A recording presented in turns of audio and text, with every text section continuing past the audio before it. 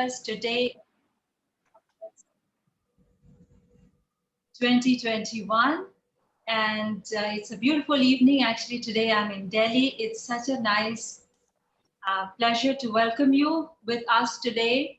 Our host, John Krieger, joining us from the United States of America, and we have a couple poets who are going to read in the Poets Without Borders event for the first time. So I'm very excited about this sizzling happening, poetry evening. I hope you will enjoy. I am not going to say too much, in praise of poetry itself, though we feel it all the time about how it unites and inspires and builds bridges and God knows does what else, right? So let us just start with our poets. I think the first poet that I'm going to call upon is somebody that has been here before, Poonam Chawla Sood, and I think I will do a little introduction for her. And I was actually looking for the live stream to share that. But I think all are familiar with Poonam Chawla Sood. She has just published her poetry collection, Misfit, which is making some waves in the Hindi writing world. She has recently been translated in Tamil by a very famous Tamil poet, Ezil Sir. And she has actually been a very passionate member of this poetry community. She founded the Gulzar Sahitya Samiti actually 23 years ago.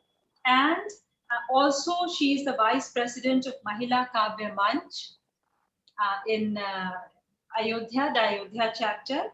And she's a bilingual poetess. She has been published in very many journals and anthologies, home and abroad.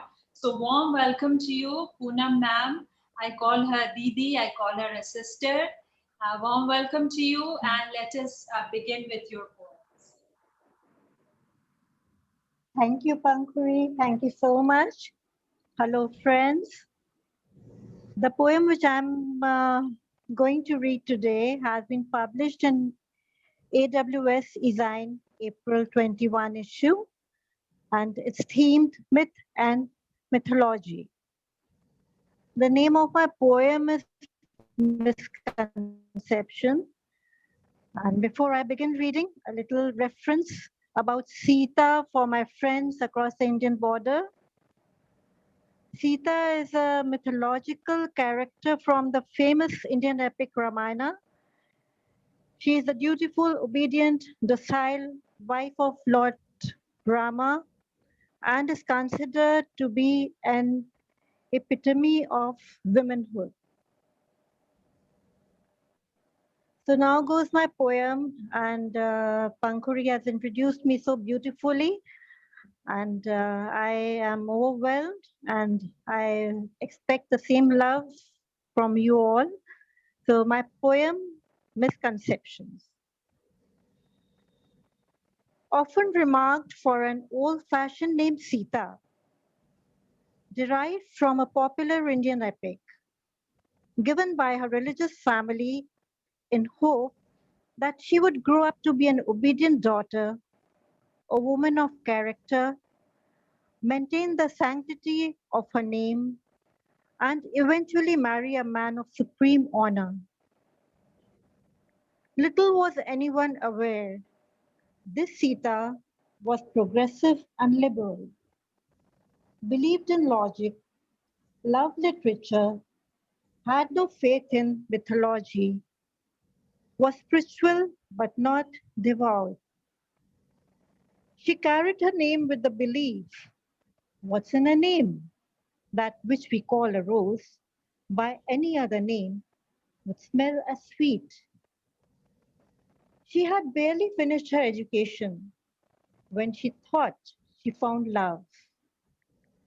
Her family unwillingly agreed to let her marry with the boy of her choice, the boy who promised to be the man of her dreams, the boy who pretended to be liberal, took Shakespeare lessons, sharing the same book and table, but drew his own patriarchal interpretations. What's in a name? that which we call a woman by any other name would still be a woman. That's all. Thank you, friends. Thank you so much. Wonderful. What a beautiful poem on Sita. Is that the only one that you're going to read, or do you want to read another shorter one? I mean, short one. Uh, it's a beautiful poem. If we have time, I can. Uh, okay, I haven't taken it out yet. If you want, I can read it something. Okay. Uh, there is a poem I had written, A Lonely Soul. This was my first poem, which was published in the Pioneer newspaper. On the canvas of sky, impregnated serene sunset, the birds flew back delightfully to the nest. A little bird caught in a thick bush, chirping and fluttering its wings, finding a way out into the clear, bright sky. Curled at my garden gate, an innocent young face caught my sight. Bankrupt of all relations, she was in a sorrowful plight. In this thorny bushed world, she had forgotten to chirp and flutter, had crucified all her desires, left with sunken spirits and broken wings, sharing lane with my domestic hell. She followed her to every house with buttoned lips. Though her wide vacant eyes spoke volumes and volumes about her loneliness. That's all. Thank you. Thank Beautiful. you. Absolutely Thank you. gorgeous. The bird poem and so many metaphors there about the feminine spirit. And once you talk about Sita, you're talking about a feminist voice in poetry. So thank you so much, Poonam Chawla Thank you. Sood. Thank Thank you you. so much. That was amazing. And now I think I'm going to call upon the other Poonam Di here, your namesake, but a very eminent poet again. She's been published in several journals and anthologies, home and abroad, received several awards. She teaches in Ranchi in the Department of English, quite a senior professor. It was a very busy day for her, so like Neelam ji. So thank you to both of them for taking their time out, and thank you to John as well. This was a rushed meeting, but it so happened that it had to happen, and it happened, and I'm so glad and thankful. So once again, extending a warm welcome to Poonam Nigam Sahay, who was busy with meetings around exams in a post-corona time. And, she also supervises very many research papers in her college, and, you know what it is like. So warm welcome to you, ma'am. Now, someday I'm going to interview about about what these research papers are, and, what are your favorite themes and research topics, but that is for another day. Today, we are going to listen to your poems. So go ahead, ma'am, please.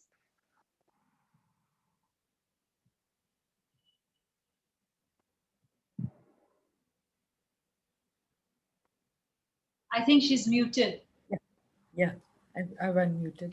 Thank you, Pankhuri. Thank you for the wonderful introduction. And well, I'll try to come up to it. Always, Yeah, always. right. Thank you. So, this is my first poem for you all. It's Discover Yourself. In this mad world of hurry and scurry, put your worries behind. Stop, quiet your boggled mind. Look yonder and observe the beauty of those slender trees. See them nodding and whispering, swaying in the gentle breeze. Let the starry night come. Gaze at the moon shining bright. Wink at the stars and hum. Let your aspirations take flight. Feel the wind full on your face. like 100 passionate kisses. Abandon your cares for a while to enjoy life's golden blisses. Live your dreams, freak out. Quit the race for power and pelf. Surrender within and without to find a new you, your real self. Thank you. This was the first poem. Gorgeous. That is just Thank that you. is exactly what I'm feeling like right now. So you've just tapped into, you know, not just my mood, but I think it's my eternal, you know, set of beliefs. So thank you for Right. that wonderful poem. Are Okay. you going Here's, to do one more? yeah, I am. Thus spake the fire. Oh, just look at my wild flames. How gloriously they leap and dance. You can go on watching endlessly unless you're held up in a trance. My vivid tongues have great strength, the power of lighting up the sky. There is definitely a wild beauty, behold, in the dazzling sparks that fly. Before you can wink, I can emerge wonderfully from a magic touch, but know how to control me. I'd seriously better warn as such, for I am not to play with, however enticing I may seem. A danger pulsates in every atom, untold disaster in my wicked gleam. I'm good, yet can also be evil. I can provide hope as well as despair. I'm hell and heaven both in situations varied and beyond compare.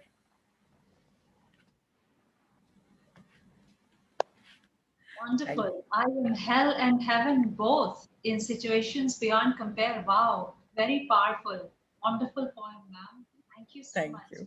Very refreshing and energizing and strengthening. Thank you so very much. And after this, I am going to call upon our host of the show, John Krieger, who's a wonderful poet himself and a scientist. Um, I'm not going to attempt to talk about, his scientific background. Uh, I will just leave it for now as such. And welcome, John. Treat us to your poems. Thank you. Thank you so much. Thank you for having me here. Um, I actually prepared 5 poems, which takes about 7 minutes, if that's okay.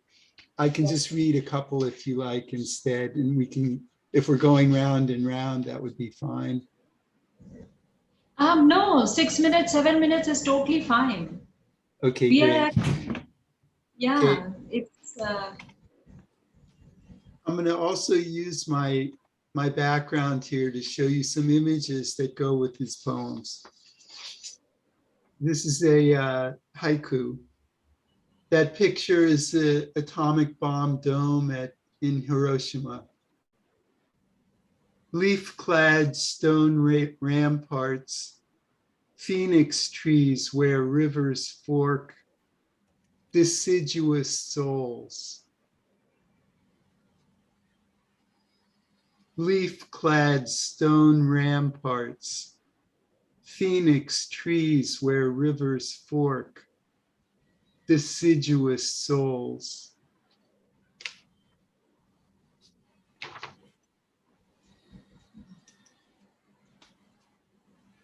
Demigod 2020, Hiroshima and Nagasaki, hindsight. 75 years since we killed with fire. They said we saved millions. At least they had reasons. We say the same today. How many believe that? How many care? Japan that last year, harmless, defenseless, defiant like a toddler.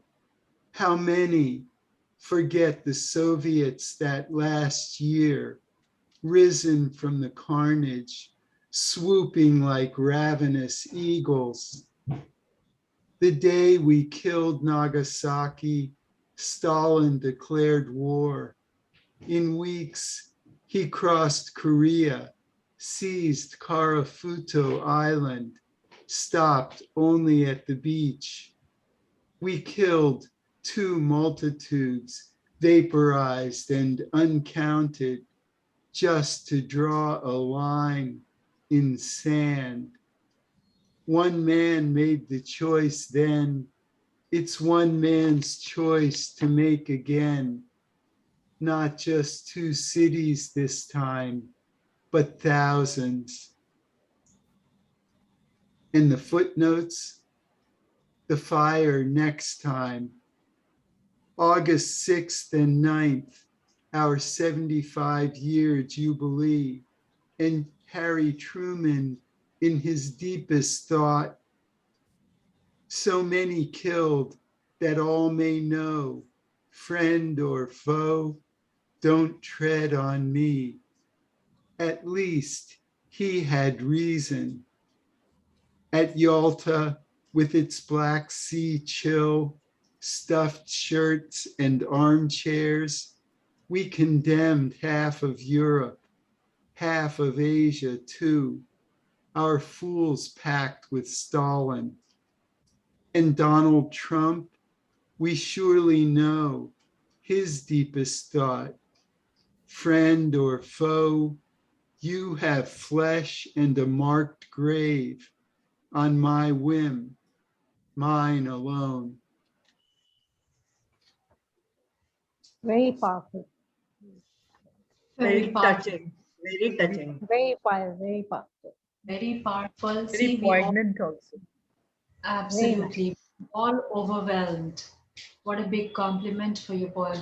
You know, there are very few poets that I have heard who are so openly critical of the politics of their own country, as well as take into account so much of, you know, world affairs as well. So thank you. I just made a comment about the content and the bravery of your poem, but it was very beautifully done. Thank you so much, all your poems. Do you want to read a few more? Because, you know, it's still 7:34 and we have time. So maybe you want to read one more, Dawn, because I think that we have time. Do you want to Okay. read one? Yeah, good. I'll read one more. Okay. When will we reap the whirlwind? 2020, deadliest year for gun violence in America. 43,500 deaths. American Journal of Managed Care. Billboards then, segregation now, segregation forever. Visualize world peace. These days with the COVID, we keep the windows shut, hold our water, drive like the hunted, like the dispossessed. True Christians obey Christ. Women who serve gain paradise. At the rest stop, every other face exposed, guns at the ready, the others with face masks like targets. very powerful. It's Again, a very very powerful poem. Yeah, very powerful and it's very touching, and I especially connect with this poem. Thank you for talking about the gun violence, and thank you for talking about how it is a menace for everybody, but how innocent people get caught in it. I have so much to say on that. I will save that and my bit of that story for another day. But thank you for that, Dawn. You really touched a nerve. Thank you very much.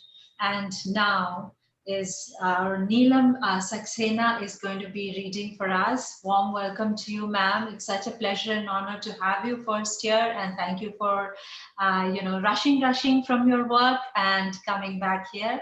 So let me first start with that. She's an electronics engineer. She works for the Indian Railways. That's besides it, but she's unbelievable kind of a literary resume. She's authored about 60 books. Is that correct? Right? 60 or more? Now it is 63. I mean, if you keep looking at her Facebook page, every 2 to 3 months, she has a new cover page. So that's amazing. So, and she has so many awards, to her credit, uh, including from the Maharashtra Sahitya Academy. She's also been awarded by Gozar Sahab and very many other awards. She's been translated, her books have been translated in very many languages. The one published by National Book Trust, and they have been bestsellers as well. We all are familiar with her. She's a bilingual poetess. Actually, that's the beauty, that all four of us today from India are bilingual writers. We all write in Hindi and in English. So except for Dawn, we are all writing in two languages. But yes, but that makes it very beautiful, right? And she has been also listed, Neelam Saxena has been listed in Forbes as one of the most popular, 78 most popular authors in the country in 2014. Like I said, she has been awarded in very many places. The second prize in a poetry contest organized by American Embassy and in a national poetry contest organized by the Poetry Council of India 2016. So I can just go on, but I think that I will just let her treat us to her beautiful poems. So warm welcome, ma'am, and all yours. Thank you so much, Pankhuri. Thank you, Dawn, for inviting me. And it was very nice to listen to Poonam Soodji, Poonam Sahay, as well as Dawn. So the first poem that I'm going to render today is titled, I Can. Misfit, misfit, misfit.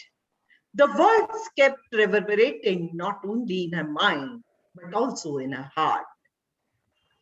The echoes became so unbearable that she tightly closed the holes in her ears with her delicate fingers, and yet she could hear the whispers everywhere around her.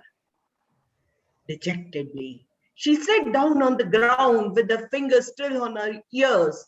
Her heart was throbbing, her eyes were damp, her entire body trembled, and finally she fainted.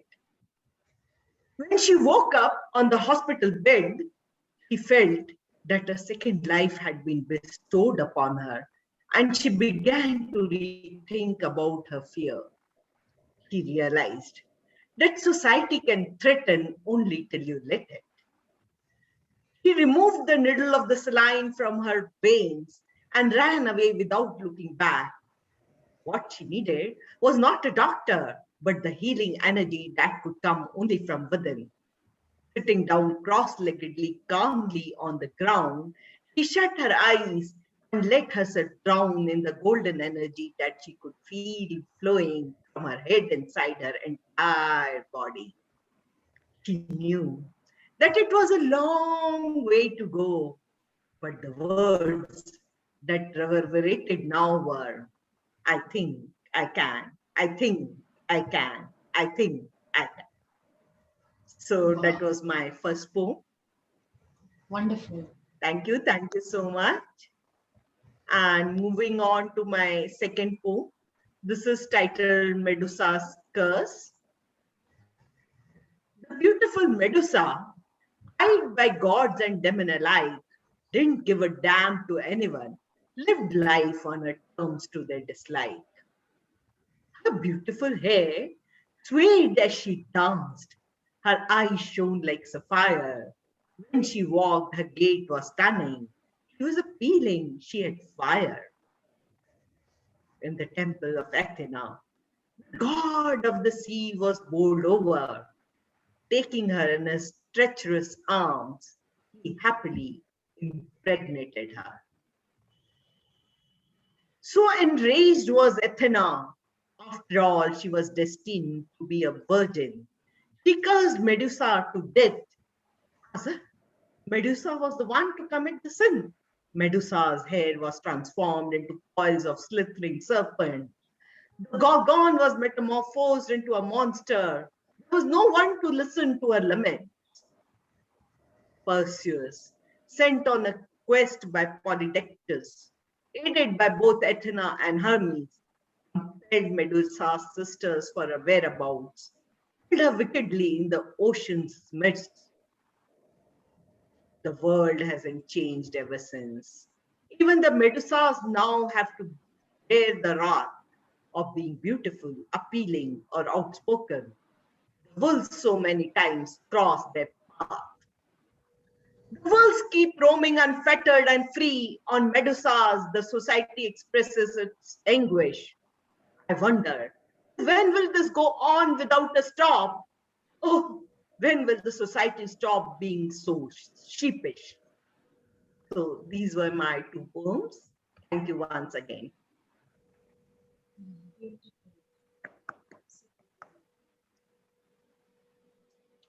Actually, Very nice. yes, absolutely gorgeous poems. Thank you so much, Neelam ma'am. It was just very nice, beautiful. This feeling of being always told one is a misfit, and the resolution that I can, and the lovely Right. references to mankind. So much more. Thank you so very much. But we still have actually time. The first two poets really rushed. So we still have time. If you want to read one more, then you can, Neelam ma'am. Do you Okay, want to? yeah, Yes, give you have an. me a minute. Yeah, so I'll read a poem titled Tearful Adieu. Mom, so secured was I in your womb, while life inside you was a real miracle. My tiny feet swam in glee, my little hands cuddled you merrily. My toothless mouth would often giggle and cackle. Mom, so happy was I in your womb. But one day, some quivering clatters I could hear. I heard someone scream and roar, I don't want daughters anymore. I sobbed as I listened to your helpless tears. Mom, how could I smile in your womb when I'd understood that being a daughter was so bad? My little eyes cried and heart yelled. Something in me had already failed. Alas, I realized that I would soon be dead. Mom, although I shall no longer dwell in your womb, your warmth and affection I shall surely miss. You I shall not lie. I had not expected to die, but fate had in store for me this deathly kiss. Mom, so happy I am to have been a part of your womb, although the togetherness was destined as a short boon. As death pounces and approaches near, I bid you a tearful adieu, Mom dear. May 100 sons be born to you soon. May 100 sons be born to you soon. Thank you. Thank you. Wonderful, Very, amazing. very Now, nice. I have a favor to ask. I have sent, I think I've sent two messages just now on WhatsApp to both Poonam ma'ams. Can somebody maybe introduce me in a, doesn't have to be a really long way, but just a little bit. If Yeah, somebody can, gladly. Gladly. Who will do it? I'm Poonam Soodji do it? no, you do it. I'm not much tech savvy, you know. I don't know much about it. I cannot Okay. handle my phone and messages together. Okay. Thank So you. you'll have Thank to you. manage. My pleasure to be introducing Pankhuri. thank you. So Pankhuri Sinha is a bilingual young poetess and story writer from India. She has two books of poems in English, two collections of stories in Hindi, five collections of poetries in Hindi to her credit. has won many prestigious national and international awards, such as the Best Correspondence Prize for a short story in the first Chekhov Literature Festival in Yalta, Crimea in 2019. She has received awards from Albania, Romania, Nigeria, Tunisia, among other countries, for her writings in English, and won the Special Jury Award in the Premio Bessio International Poetry Contest in Italy in January 2021.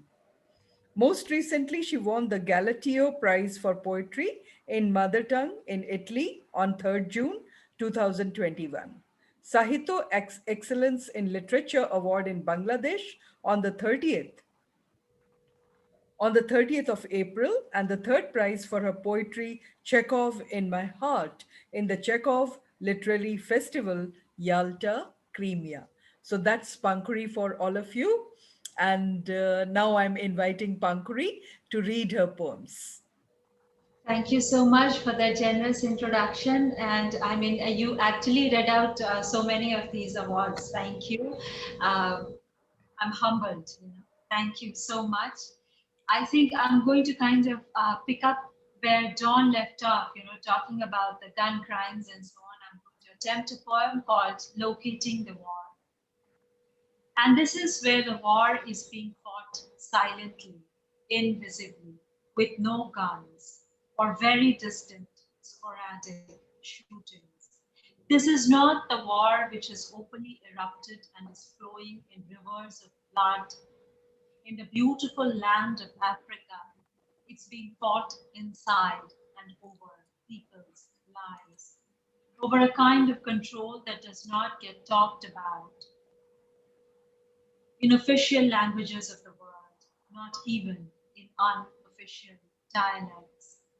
It's made up of very strange colors, the dear and abducted colors, and those of various shades of the night.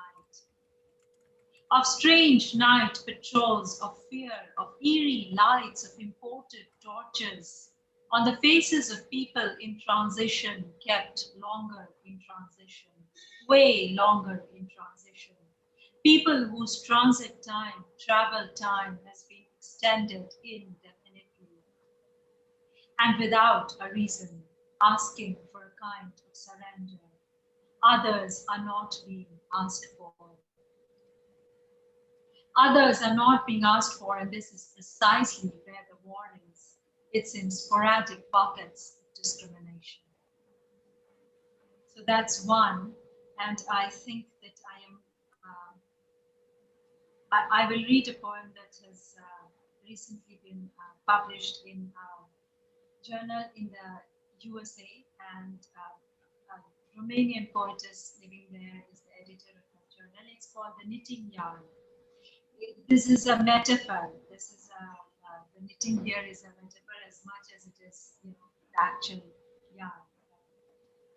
Knitting, cloth making, wool, spinning, just that movement, just that constant weaving of cloth in extreme cold weather, or an extension of all things ending in very bad weather. On days of hard visibility, on roads made up of bad driveways, sad turns, on days of driving warnings, or prohibited walking on closed roads, or above them, thinking of bridges, of babies, of talking, knitting in silence, baby mittens, cool caps, knitting for unseen faces, unheard voices, knitting in silence. And I think the third poem that I want to read is called, this one is going to talk about a corona situation. Uh, just give me a second. Just 1 second. My entire signal and this entire system is a little slow, so everything opens very slowly.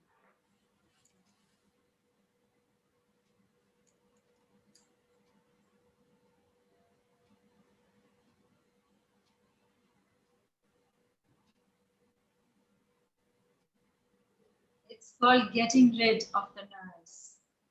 Or, yeah, I think there is one that is called Calling Upon Fever.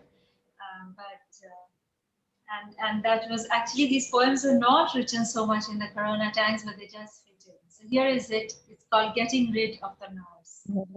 Say, getting well, right? Walking out of the hospital. Getting rid of the nurse, rather, the nurse like vigilante. The nurse. But a nurse is what I want, what I need in the ward where I really need to be. Want to be, although there are many kinds of medical attentions that I need. Many medicines, rest, end of all chores. Freedom from stress, release from a prison of people's surveillance, hospitalization, exhaustion, fatigue, weakness, germs, brought on anemia, cause problems of extra caretaking. People who take away my remaining coffee, move the plate I'm focused on away from me. It's amazing how the well-wishers talk about the merits of eating less even as you suffer from severe malnourishment are being treated for it, of course, not to be forgotten, are a few preceding years which witnessed the onslaught of what's been called stress.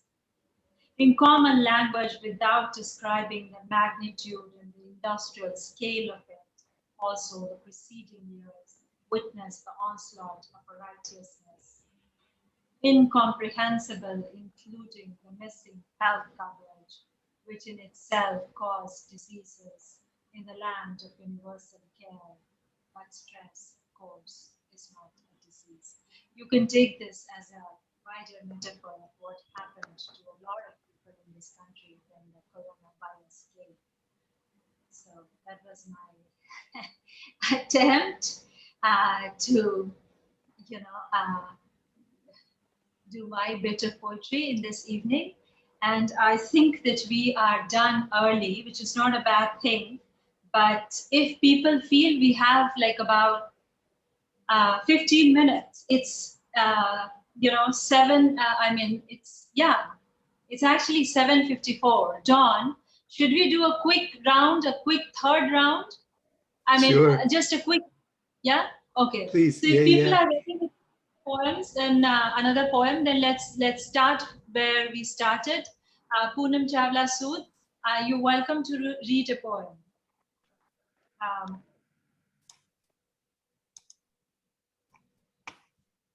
Um, This is a poem. I don't know whether I should be reading it. I've sent for an anthology for a magazine right now, but yet to be there. I think it should be published this month. So the name of my poem is Life's Mathematics. Initially, life was a pie chart, sliced into parents, siblings, spouse, children, love. Remaining fractions entangling, struggling with career, associations, profession. Gradually, commitments, responsibilities, politics, and formalities took over, fully, partially, overlapping sections, turning a pie chart life to a Venn diagram.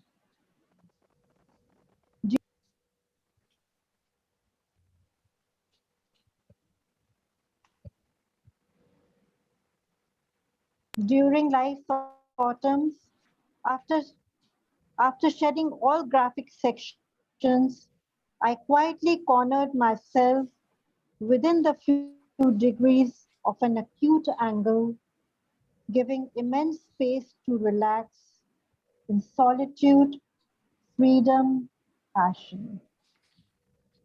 That's it. Thank you. This is about life mathematics.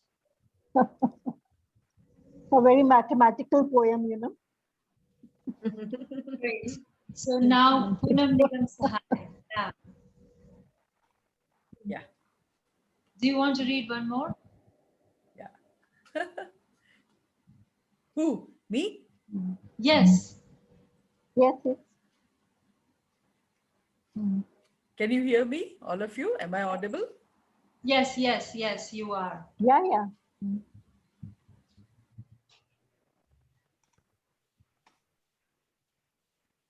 I think there is a, okay. Go Yeah, ahead, ma'am, go ahead. yeah, yeah.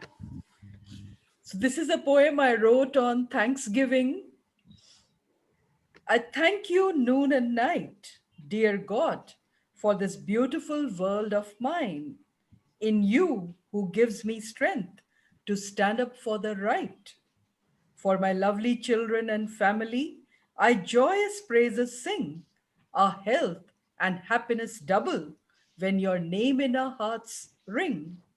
The foundation of each happy day is in our relationships, faithful and true. With our hearts, we fervently pray to a dear Creator, only you. Let Thanksgiving not be just for a single day. May His protection and eternal love shower throughout our lifelong way. Thank you. Wonderful. You know, I have heard this poem before and really loved it. I really love this one. I mean, I am somebody who's always complaining, and I'm somebody who's always, who's always a long list of complaints, but I love these poems. So thank you for that. Again, very inspiring. Sometimes, we should learn to instead, even when we go to pray, we just have a long list of wishes. Oh, dear God, do this, do this, do this, please. Sometimes we should say so. Thank you for that wonderful poem again. And now Neelam ma'am.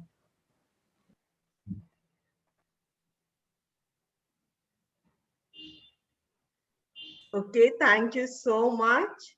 You know, Pankhuri, your poem reminded me of my poem that I had written during the peak of COVID times during the second wave.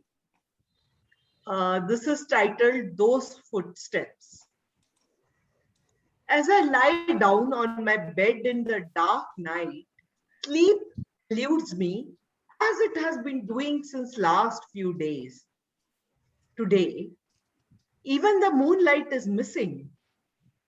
As I twist and turn on the bed, I can hear a few footsteps walking away. What is it? I peek through the window. I can't see anyone. And I can still hear the footsteps in the eerie silence that has enveloped the atmosphere. Are these footsteps that of some thief who's stolen something and rushing back? No, then he wouldn't walk back so silently. Has happiness decided to leave someone? Or are they the retreating footsteps of someone's love that's become old and is decaying little by little? Or are the footsteps that of repose that's leaving everyone's mind in these disturbing and edgy days? Now, I can see the shadow of a man with a long black overcoat and a mysterious head, sauntering merrily far away.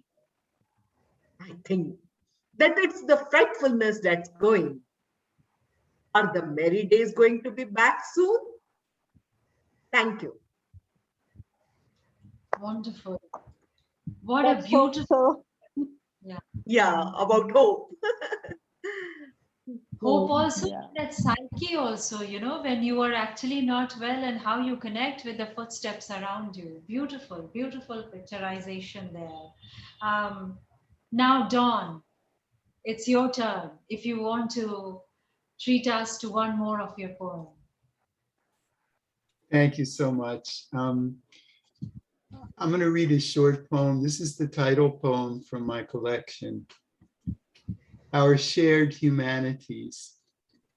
Nothing is deadlier, dogma, so beautiful, courage, riskier, faith, seductive, privilege, more noble and just, war, more profane, indifference, crueler, God, no greater truth, kindness, nor greater lie, color, nothing more human, discovery. Wonderful. Very Such a touching. beautiful, very Wonderful beautiful. again. Yes. And now it's my turn. But before I go,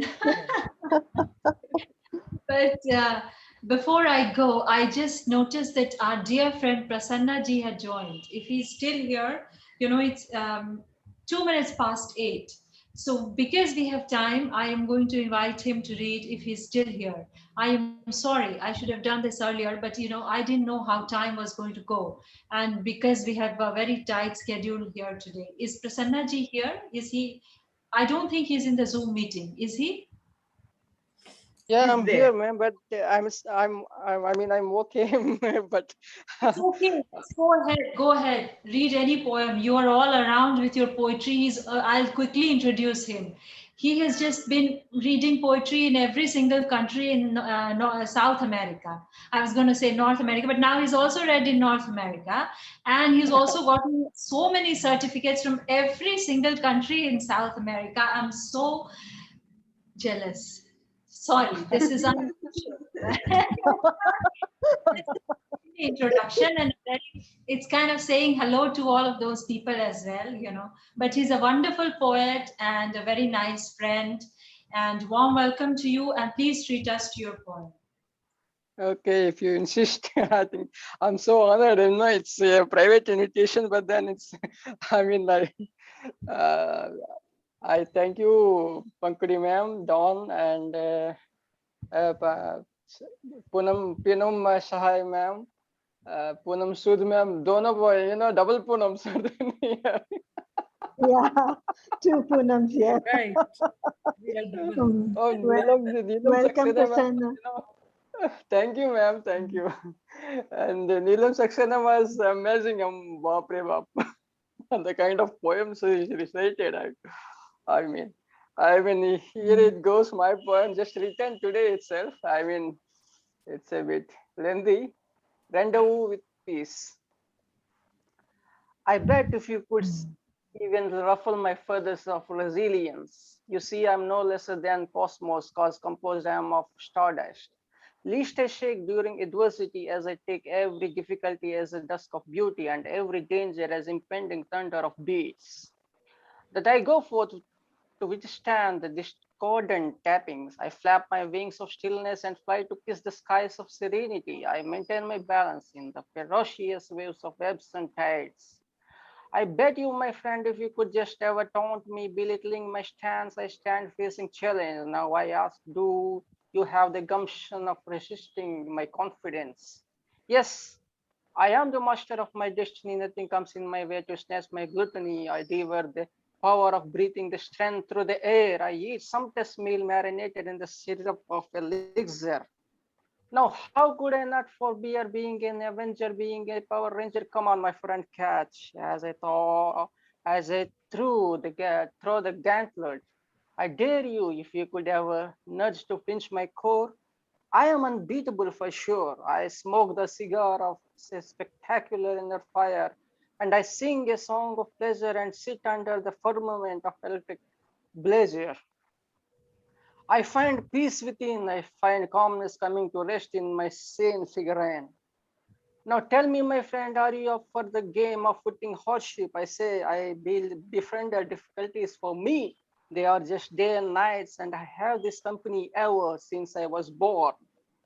We always suffer and dine walking along the roads of pleasure and pain, enjoying fulsome wine.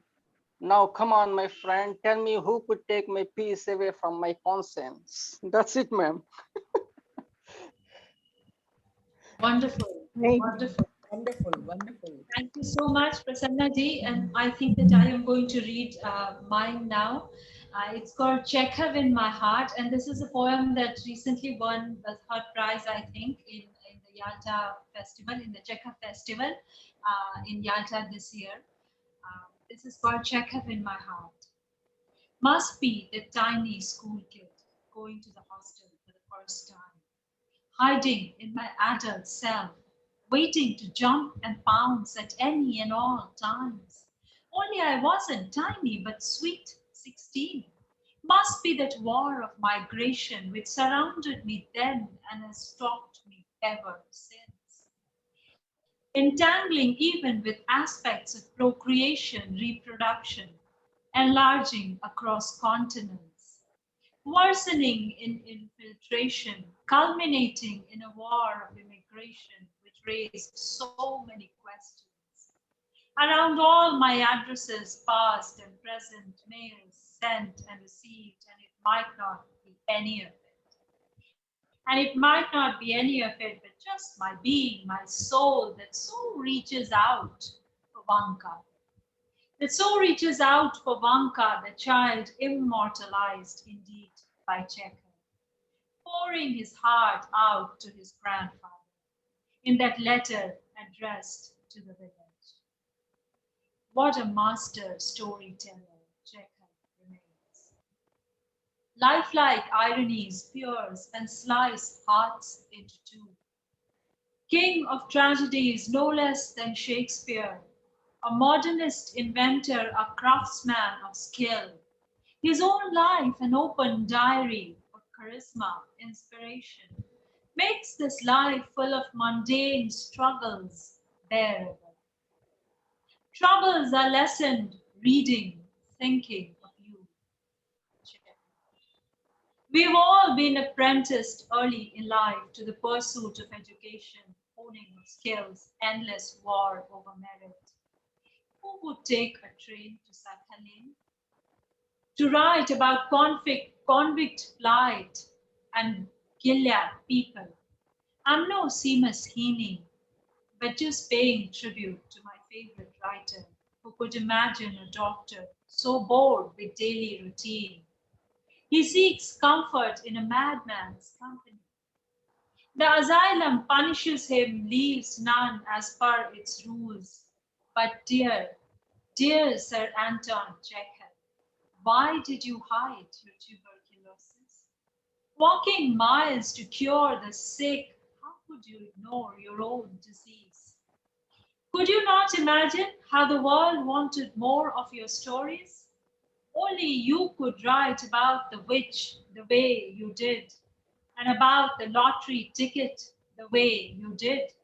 And it's not because I was scammed by a lottery ticket or a racket on a visa awaiting status as a PhD student in a foreign country after having been surprised and disapproving of lottery, group lottery ticket buying suggestions by newly found American and Mexican colleagues of now my ex, then my hubby, but once upon a time my very best friend.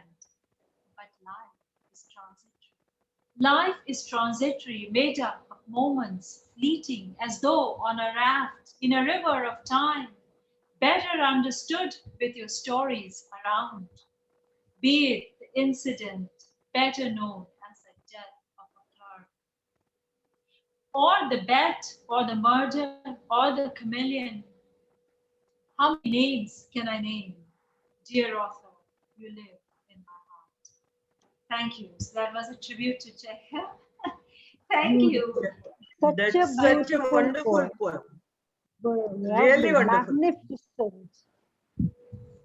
Beautiful. Thank you. I am honored and touched with your love, my dear friends and poets, esteemed poets. It is 8:10. We have finished in a timely manner, and it's going to be a hectic working day for Dawn. And not only have we finished in a timely manner, but beautifully with beautiful poems from all of you. So thank you again. Thank you so much. And we will do this again soon.